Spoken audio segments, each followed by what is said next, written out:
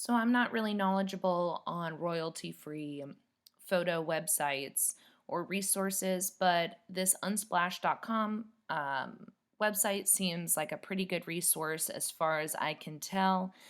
So just type that in, and then in the search bar, maybe you need a picture on Lunar New Year. Lunar New Year. I'm going to type that into the search bar, hit enter. It looks like there's almost 26,000 photo resources that we can pull from. We can scroll down, um, see which one we want to pull from. Um, it looks like it might be some of the resources might be like lunar eclipse or something along those lines. So maybe we need to put in Chinese New Year.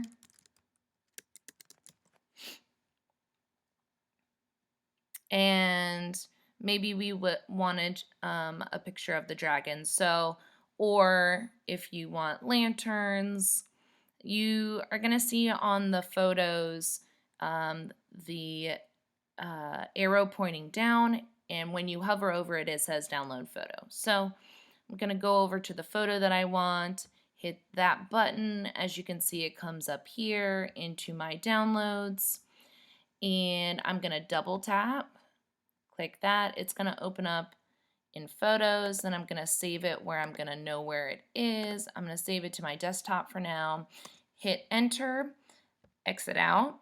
And then if you go to your desktop, there is the photo, and then you can upload it to where you want. So maybe you want it to be in your video for your blog content, or maybe you want it to be somewhere else. So you can upload it that way. And that seems like a pretty good site to pull resources from. I also was searching art kids, and so some of these might be great. Maybe you want um, like art supplies. So hit the download button again, come up to the down arrow, and then double tap. And then there it is. And then you can save it where you want your photos. And maybe that's going to be for you to upload onto WordPress. So it can be the cover photo, and I'll show you guys how to do that in a video later on. Hope this helped.